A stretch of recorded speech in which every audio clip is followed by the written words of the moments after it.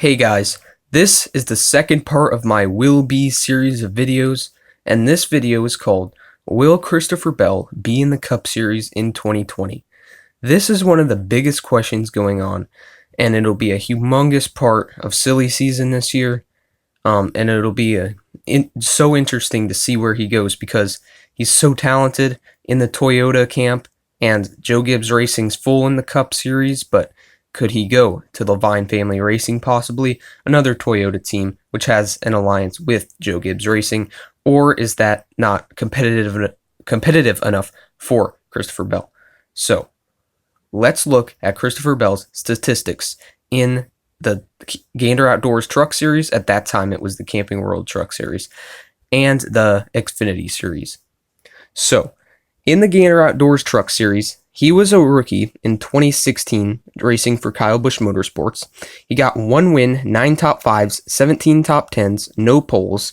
He led 197 laps, and his rank was 3rd, average start 9.2, and average finish 9.5. Now, that is pretty good for a rookie year, but, not as good as some rookies in the Truck Series can do. But he still got a win, and he made it to the championship for Homestead and finished 3rd in points. Now, in 2017, in the Gander Outdoors Truck Series, racing for Kyle Busch Motorsports that year as well, he obviously started all the races. He got 5 wins that year, 15 top 5s, 21 top 10s, 5 poles, 875 laps led, and his rank was 1st, so he won the championship that year. And his average start was 4.9, and his average finish was 5.7.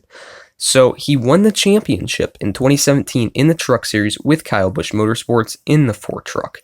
So we obviously see he has talent. Obviously, Kyle Busch Motorsports is Toyota, so staying in the Toyota camp. And then the next year in 2018, you could see right here in 2017, this is when he wins the championship in the Truck Series at Homestead, Miami. And then also in 2017, he races a part-time schedule for Joe Gibbs Racing in the Xfinity Series, and he wins a race there. Kind of controversial incident with Eric Jones, but they're not. Both of them are non-points taking drivers in the Xfinity Series, so it's not that big of a deal, but he won. So Joe Gibbs decided to move Christopher Bell up to the Xfinity Series full-time in 2018, resulting in 7 wins that year, and his first win came at Richmond. And as you can see, there are many wins. First of all, he got 3 wins in a row: Kentucky, Loudon, and Iowa. And let's look at his statistics for last year, 2018, in the Xfinity Series. So he started all the races. He got 7 wins, 18 top 5s, 20 top 10s, and 5 poles, 759 laps led, and his rank was 4th. Now, we'll get to that in a minute.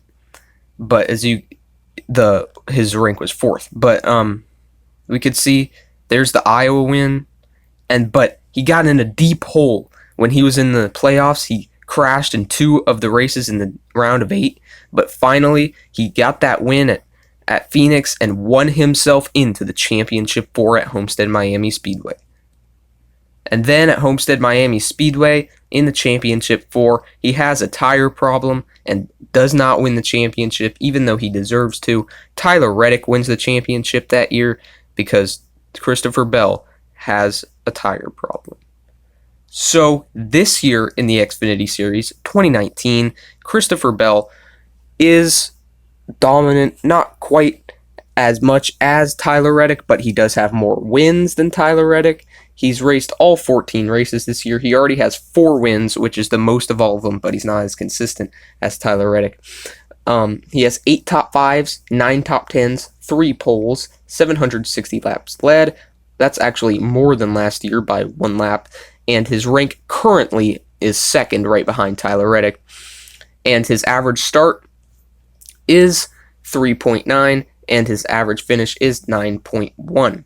Now, if you compare those average starts and finishes to last year's, his average start last year in the Xfinity Series was 8.5, and his average finish was 11.1. It's not really consistent, not quite consistent this year as either compared to Tyler Reddick, and also sort of Cole Custer, which is another of the big three in the Xfinity Series.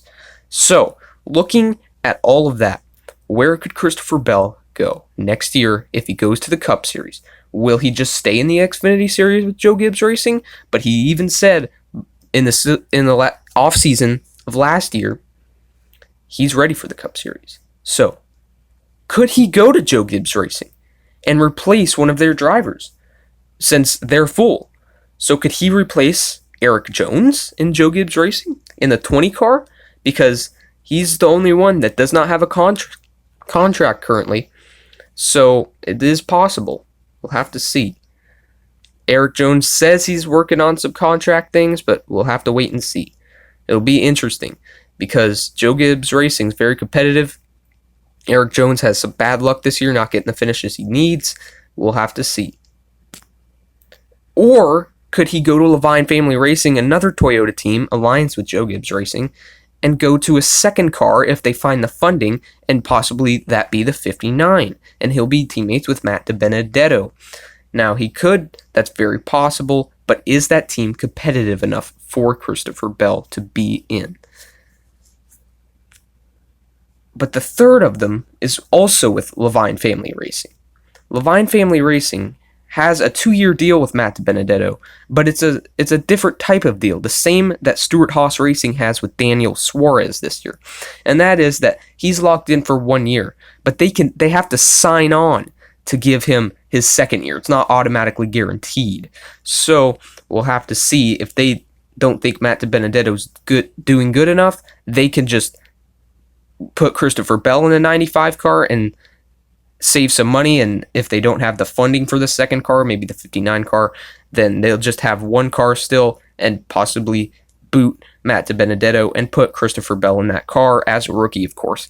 And yeah, that's what I think could happen. But will Christopher Bell be in the Cup Series in 2020? It's one of the biggest questions of the silly season this year, and I'm really intrigued of what's going to happen.